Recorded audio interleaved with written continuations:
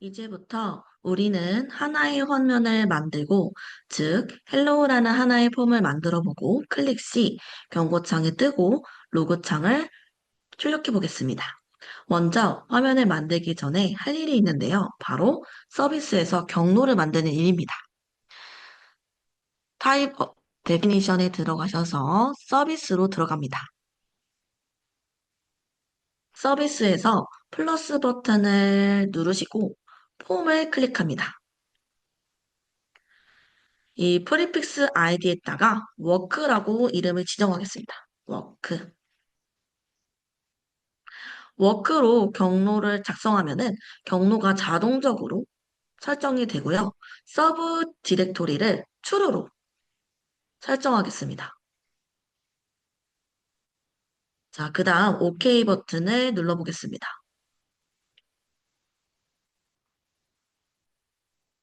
그 서비스의 경로가 정상적으로 저장이 되었다면 이 워크가 생성된 것을 확인할 수가 있습니다.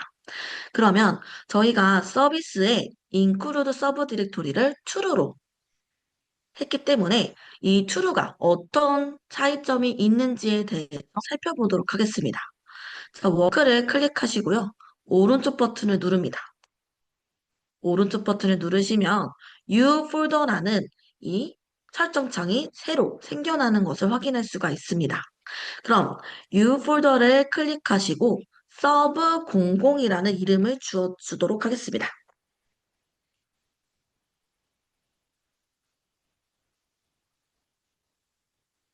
이렇게 서브 00이라는 것을 입력하고 저장하게 된다면 워크 밑에 서브 00이 생겨나는 것을 확인할 수가 있습니다.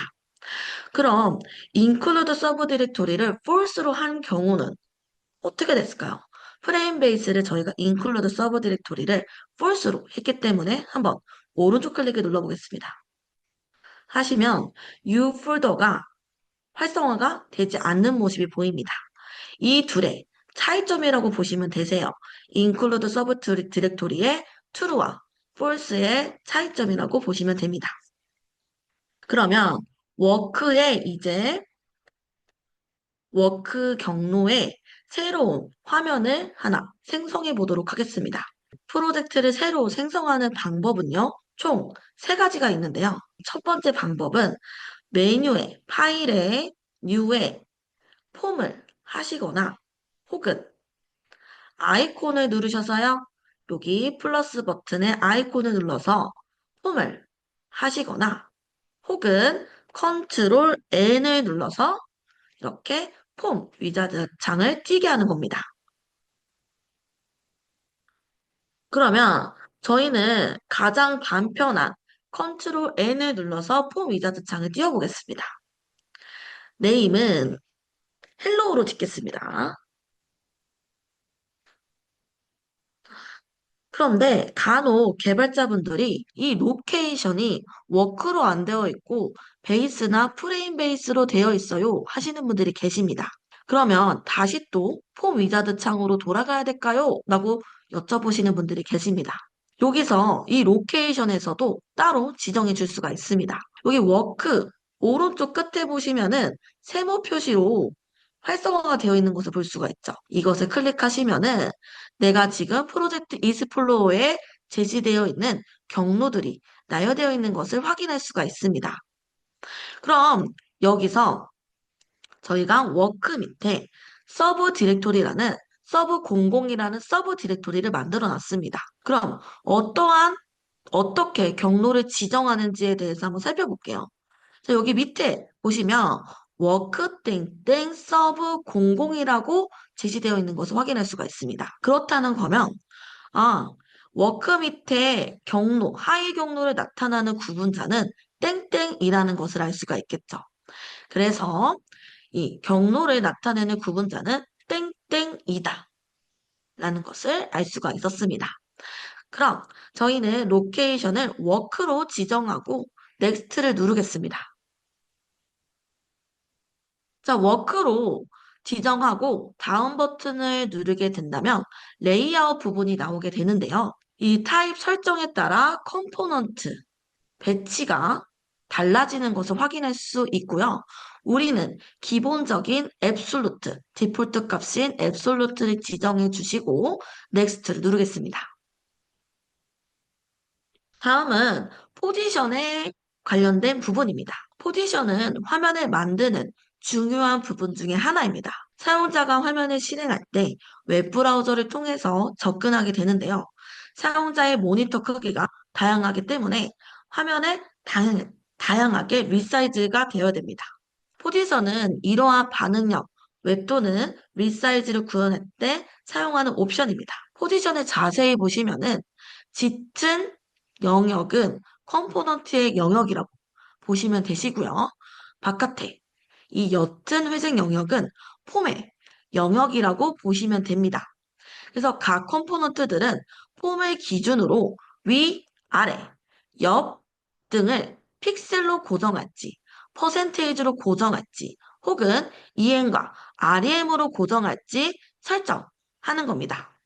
픽셀은 화면의 크기가 변경되어도 설정값이 변하지 않지만 퍼센테이지부터 REM까지는 설정하면은 화면의 크기에 따라서 변화가 되거나 혹은 폰트 크기에 따라서 변화가 됩니다. 이 위자드 단계에서는 픽셀 설정을 권장합니다.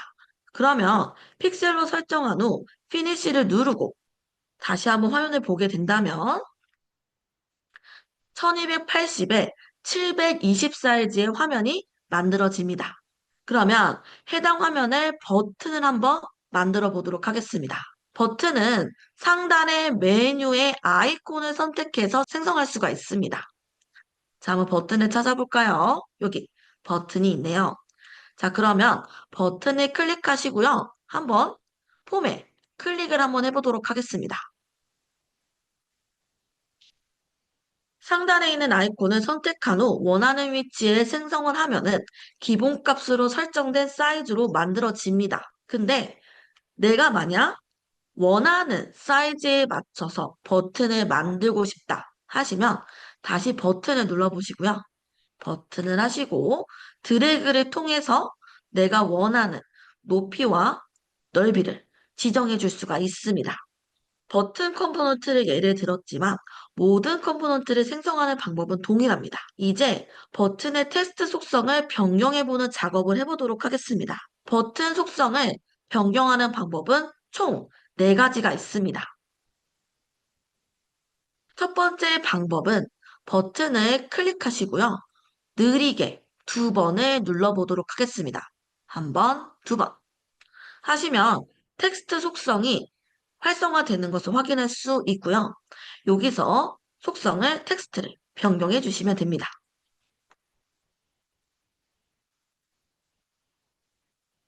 이렇게 텍스트 속성을 변경하시고 엔터를 누르면 텍스트가 변경되는 것을 확인할 수가 있습니다.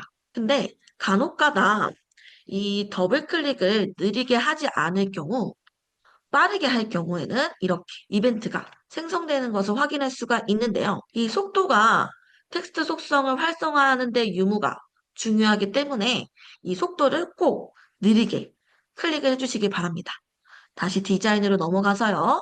2번째 방법은 프로퍼티를 이용하는 방법입니다. 버튼을 클릭하시고 프로퍼티스 속성창을 보시게 된다면 텍스트 속성이 있는 것을 확인할 수가 있습니다. 자, 그럼 이것을 헬로우로 한번 변경해 볼게요. 헬로우로 변경하시게 된다면 텍스트 속성이 변경되는 것을 확인할 수가 있습니다. 세 번째 방법으로는 단축키를 이용하는 겁니다. F2라는 단축키를 이용하시면은 텍스트 속성이 활성화되는 것을 확인할 수가 있습니다. 마지막으로는 스크립트를 사용해서 설정을 변경하는 방법인데요. 스크립트를 사용하는 방법은 다음에 스크립트를 실행한 후 살펴보도록 하겠습니다. 버튼 속성을 변경하는 방법에 대해서 살펴보았는데요. 이제는 버튼의 이벤트를 설정하는 방법에 대해서 배워보도록 하겠습니다. 이벤트를 주는 방법은 2가지가 있습니다. 첫 번째는 해당 컴포넌트를 빠르게 더블 클릭해서 생성하는 방법입니다. 두 번째는 프로퍼티 창에 이벤트에 들어가서 함수를 지정하는 방법입니다. 그러면 이렇게 함수를 지정하게 된다면 스크립트 함수가 생성되는 것을 확인할 수가 있습니다. 우리는 이전에 만들었던 함수를 사용해서 버튼의 이벤트를 설정해 보겠습니다. 함수의 콤보 창을 클릭하시면은 스크립트에 작성된 모든 함수가 표시가 됩니다. 만약 함수를 변경하고 싶다면 콤보 값을 사용하여 쉽게 변경하실 수가 있습니다. 이제 메소드를 사용해서 메시지 창을 띄워보겠습니다. 자바스크립트에서는 메시지를 띄우는 메소드 무엇이 있을까요? 바로 얼럿입니다. 얼럿 메소드를 사용해서 경고창을 띄워보도록 하겠습니다. 얼럿 메소드를 입력하기 전에 넥사크로에서는 모든 프로퍼티, 메소드, 이벤트를 작성할 때 반드시 스코프를 지정해 주셔야 됩니다. 그럼 같이 한번 경고창 코드를 작성해 보도록 하겠습니다.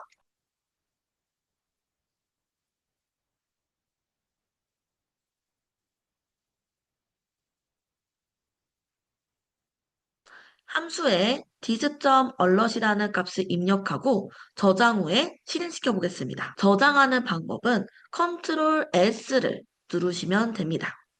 그럼 직접 kit뷰를 통해서 실행시켜 보겠습니다. kit뷰를 실행하는 방법은 상단의 아이콘들 중에 돋보기 모양의 번개 모양 표시가 있습니다.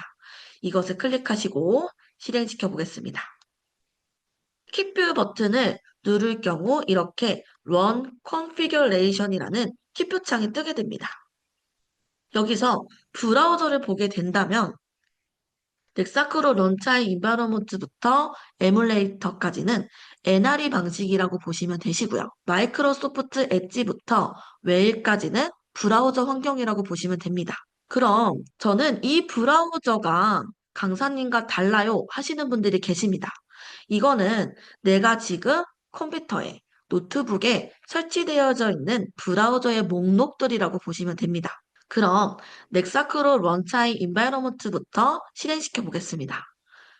누르시고 런을 눌러볼게요. 누르시게 된다면 이렇게 NRE 환경에서 실행하는 것을 볼 수가 있고요. 한번 헬로우 버튼을 눌러볼게요. 눌러보시면 이렇게 얼럿 창이 뜨는 것을 확인할 수가 있습니다. 이 다양한 실행 환경을 실행해 볼 건데요. 이때 조금 이 얼럿 창을, 이 경고 창을 유심히 봐주시기 바랍니다. 자, 다음은 다시 kit뷰로 실행시키고 에뮬레이터로 실행시켜 보겠습니다. 에뮬레이터로 실행하게 될 경우 저희가 이 에뮬레이터도 NRE 방식이라고 말씀을 드렸는데요. 이 NRE 방식의 처음에 저희가 실행했던 실행 환경과 지금 에뮬레이터는 차이점이 있습니다. 바로 이 화면 사이즈를 조정할 수 있다는 건데요. 이 에뮬레이터 같은 경우에는 모바일 환경에서 사용합니다.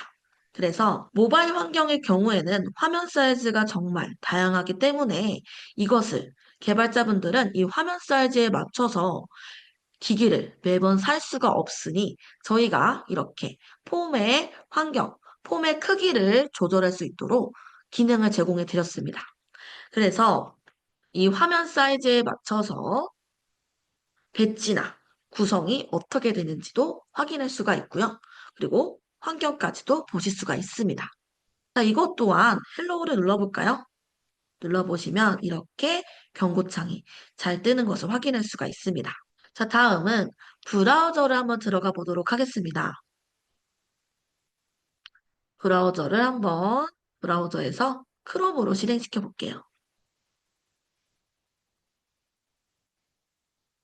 이렇게 실행시키시면 브라우저에 정상적으로 뜨는 것을 확인할 수 있고요. 헬로우 버튼을 누르시면은 이렇게 경고창이 뜨는 것까지도 확인할 수가 있습니다. 그럼 제가 아까 이 경고창에 대해서 지우지 말고 이 유심히 봐달라고 말씀을 드렸습니다. 이 세 가지 실행 환경에 맞춰서 경고창을 띄워봤는데요. 이 세 가지 반복 보면서 뭔가 차이점이 느껴지지 않으실까요? 바로 얼럿의 이 디자인이 다른 것을 확인할 수가 있습니다. 이 다른 이유는 각 브라우저에 제공하는 디자인의 레이아웃이 서로 다르기 때문에 각각 다르게 표현되는 겁니다. 이러한 차이를 극복하고 통일성을 유지하기 위해 실제 dis.alert을 사용하지 않고 공통된 얼럿의 함수를 만들어서 메시지 디자인을 통일성 있게 처리하고 있습니다. 또한 얼럿과 유사한 컨펌 함수도 동일하게 처리해야 됩니다. 그러면 이제 저희는 경고창까지 띄워봤으니 디버깅을 해보는 시간을 가져보도록 하겠습니다.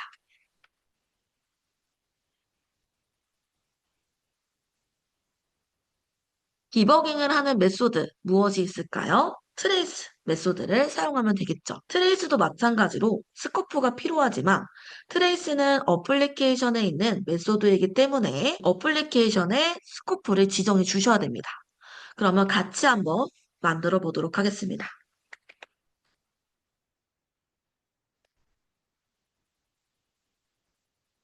any를 치게 된다면 이렇게 목록들이 나오게 되는데요. 이것은 자동 완성 기능이라고 합니다. 이것을 사용하시면은 훨씬 개발하실 때도 편리하시고요. 오타도 줄이실 수가 있습니다.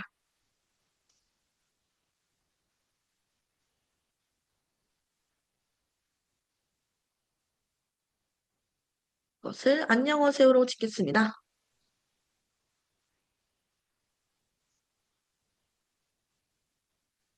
자, 그럼 저장 후에 킥뷰를 통해서 실행시켜 보겠습니다. 제가 이 실행을 할 때 이 NRE 환경을 지우지 않았는데요. 지우지 않는 이유가 있습니다. 바로 이 NRE 환경 자체에 리로드 기능이 있습니다. 이 NRE 환경을 실행시키고 오른쪽 버튼을 눌러볼게요. 눌러보시면 리로드라는 기능이 있고요. 리로드를 하게 될 경우 내가 코드를 수정했을 때 바로 새로 고침을 할 수 있다는 특징을 가지고 있습니다. 리로드를 클릭하시고 헬로우 버튼을 눌러볼게요. 눌러보시면 헬로우 경고창이 띄고요. 아웃풋 창을 한번 보겠습니다. 아웃풋 창을 보시면 안녕하세요라고 트레이스가 찍히는 것을 확인할 수가 있습니다.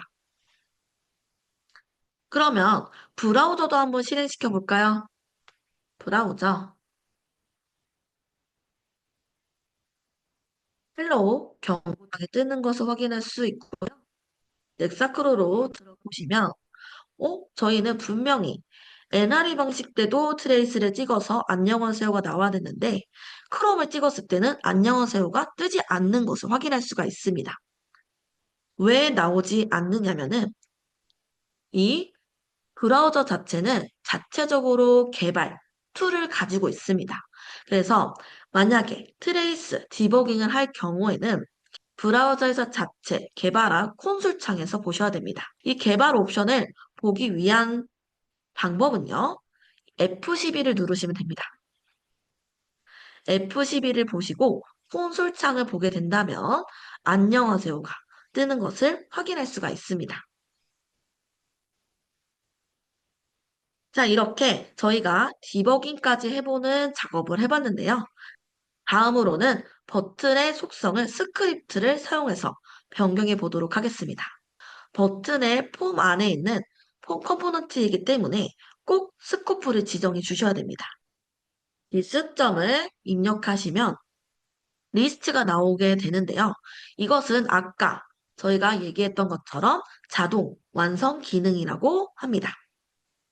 그러면 저희가 이 버튼을 가져오기 위해서는 버튼 아이디가 필요하겠죠?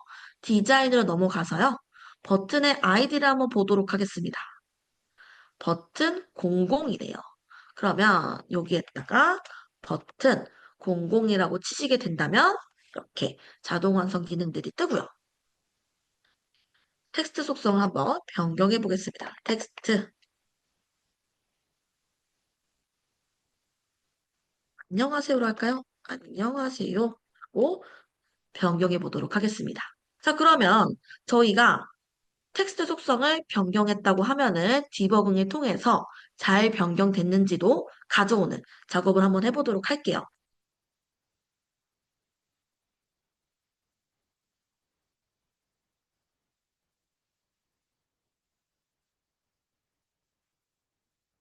이렇게 작성하시다 보면은 하나의 의문점이 생기십니다. 제가 아까 분명히 이 폼의 디자인에 있는 컴포넌트와 폼을 가져오기 위해서는 꼭 스코프를 지정해 주셔야 된다고 말씀을 드렸어요. 근데 저는 이 트레이스 앞에 스코프를 지정해 주지 않았죠. 트레이스와 얼럭 같은 경우는 이 개발자분들이 자주 사용하는 메소드이기 때문에 저희 넥사크로에서 자체적으로 스코프 없이 사용할 수 있도록 만들어 놨습니다. 그래서 스코프 없이 사용할 수 있다 정도로 기억해 주시면 좋을 것 같아요. 자, 그럼 저장하고 한번 실행시켜 보겠습니다. 리로드를 해주시고 헬로 해주시면은 헬로 버튼이 나오게 되고요. 안녕하세요로 텍스트 속성이 변경이 됐고 이렇게 디버깅까지도 되는 것을 확인할 수가 있습니다.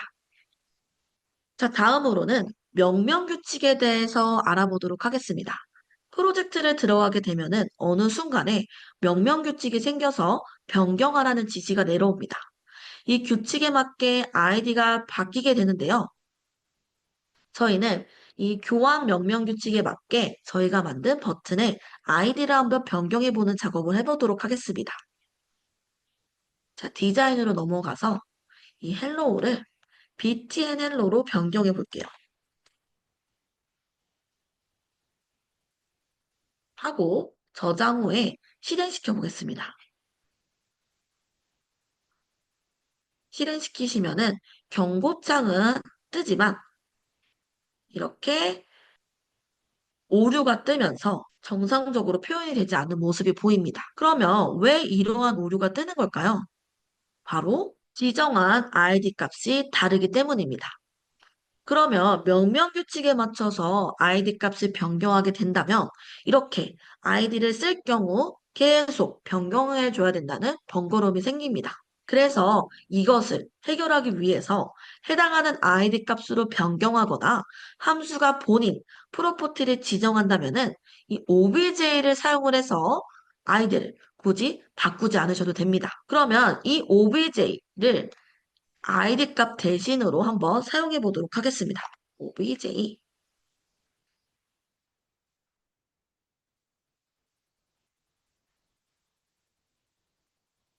사용하시고 저장 한번 할게요. 저장하고 실행시켜 보신다면 이렇게 경고창이 뜨게 되고요. 안녕하세요. 그리고 디버깅까지 나오는 것을 확인할 수가 있습니다. 여기서 주의할 점은 본인 프로퍼티를 지정한 때 사용한다 정도로 기억해 주시면 좋을 것 같습니다. 이제 저희가 이 함수를 사용을 해서 경고창과 트레이스 창까지 그리고 속성 창까지도 변경해 보는 작업을 해보았습니다. 이제는 저희가 변수를 설정하는 방법에 대해서 살펴보도록 하겠습니다. 한번 작성해 볼게요.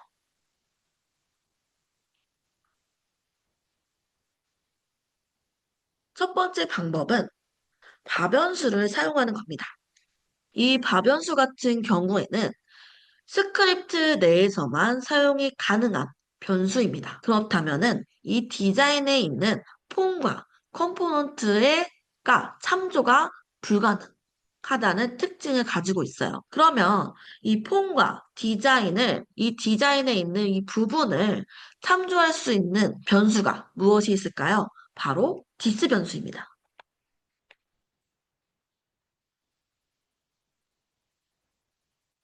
이 디스 변수를 하게 될 경우에는 디자인에 있는 폼과 컴포넌트뿐만 아니라 폼과 폼 사이의 참조도 가능합니다. 그렇기 때문에 바와 디스 변수의 차이점을 익히시면 되실 것 같습니다.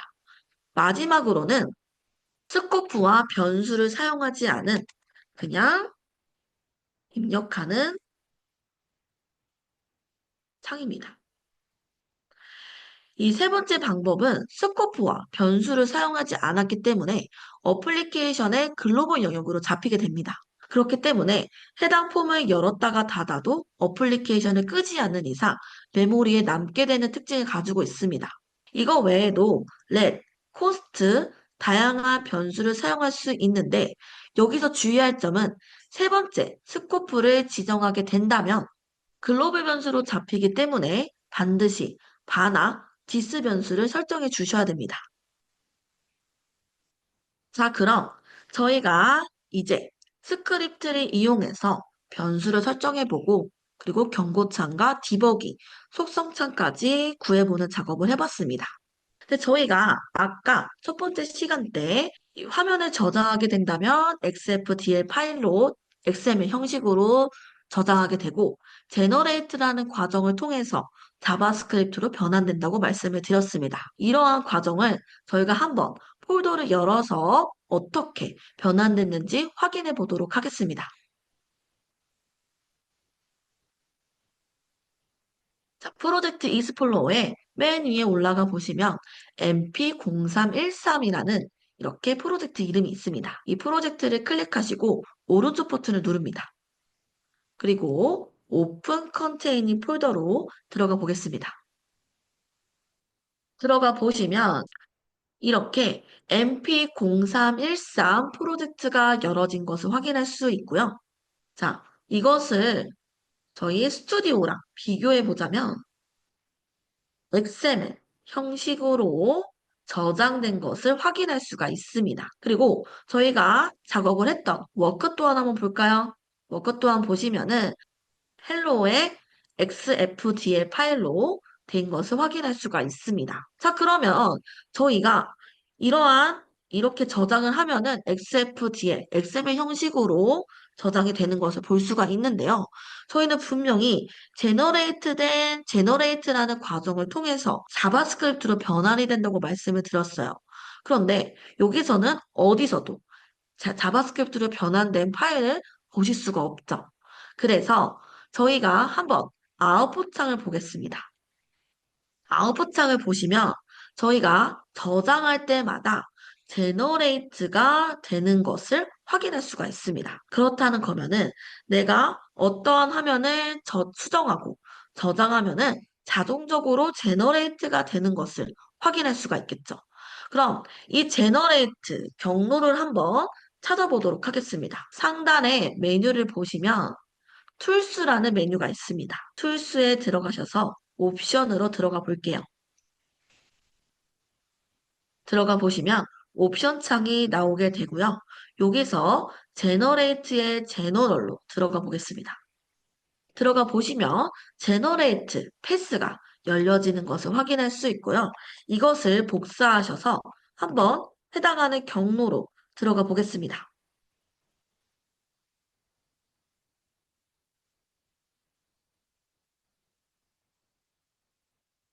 해당하는 경로를 한번 보시게 된다면 XML 형식의 파일이 JS로 변환된 것을 확인할 수 있고요. 워크도 한번 볼까요? 워크도 한번 보시게 된다면 이렇게 XFDL 파일이 JS, 자바스크립트 파일로 변환된 것을 확인할 수가 있습니다. 근데 저희가 제너레이트를 하면서 뭔가 폴더가 하나가 생성된 것을 확인할 수 있습니다. 한번 위에 한번 볼까요? 다시 돌아가기 누르시면은 넥사크로 LIV라는 이 폴더가 생성된 것을 확인할 수가 있습니다. 넥사크로 LIV를 한번 이동해서 들어가 보시면 넥사크로의 자바 프레임워크 소스가 포함되어 있어 우리가 만든 파일이 자바스크립트와 결합돼서 완성된 화면을 표현하실 수가 있는 겁니다. 그래서 이 자바스크립트, 저희가 만든 자바스크립트와 이 넥사크로 LIV와 결합돼서 화면을 정상적으로 표현이 된다 정도로 알고 계시면 좋을 것 같습니다. 자, 그러면 지금까지 프로젝트 산출물에 대해서 알아보았는데요. 이제는 저희가 다운로드를 받았던 교육자료의 프로젝트를 열어서 실행시켜 보겠습니다. 자, 한번 들어가 볼게요. 다운로드에 있겠죠?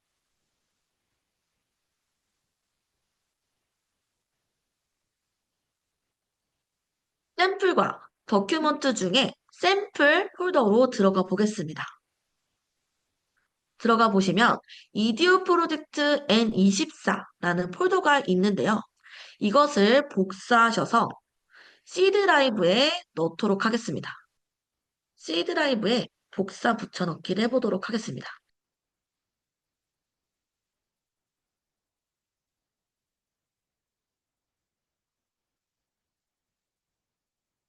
이디오 프로젝트 N24가 정상적으로 복사가 되셨다면은 한번 스튜디오를 이용해서 프로젝트를 열어보는 방법에 대해서 살펴볼게요. 자, 여기 파일에 들어가셔서 파일의 오픈을 통해서 프로젝트를 여시거나 혹은 여기 아이콘 프로젝트를 사용을 해서 프로젝트를 여시거나 마지막 방법으로 스타트 페이지를 이용해서 오픈을 하는 방법입니다. 만약 스타트 페이지가 활성화 없어졌다, 비활성화됐다고 하시면 상단의 메뉴에 헬프의 스타트 페이지를 활성화시키시면 됩니다. 그럼 스타트 페이지에 오픈을 눌러서 프로젝트를 열어보도록 하겠습니다. 저희는 이디오 프로젝트 N24를 C 드라이브에 저장했기 때문에 내 PC에 들어가셔서 프로젝트 N24에 이디오 프로젝트 N24 XPRJ 이 파일을 오픈하시면 됩니다.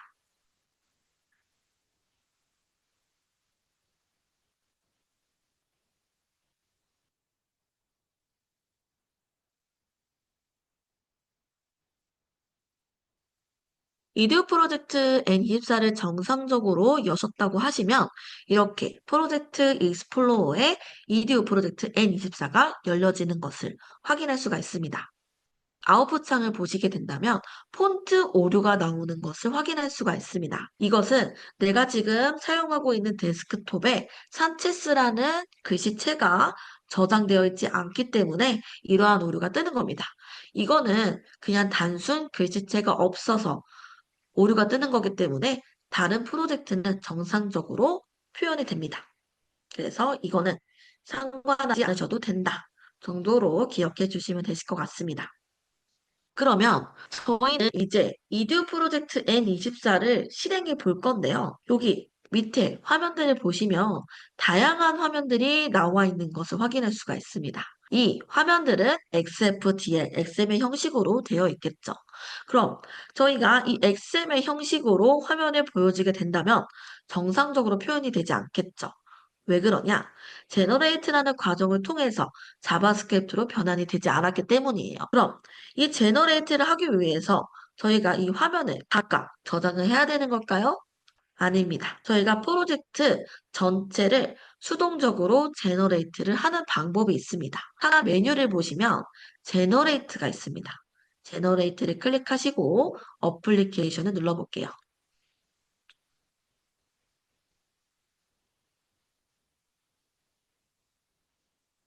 제너레이트가 성공이 되셨다면은 석세스가 나오고 fail, copy, skip 등등이 나오는 것을 확인할 수가 있습니다. 이렇게 석세스까지 나오게 된다면 제너레이트가 정상적으로 표현이 되는 것을 확인할 수가 있습니다. 지금까지 프로젝트의 새로운 화면을 만들어 보고 그 다음 프로젝트 산출물까지 알아보는 시간을 가져보았습니다. 다음 시간에는 컴포넌트에 대해서 살펴보고 개발자분들이 자주 사용하는 유용한 기능까지 알아보는 시간을 가져보도록 하겠습니다.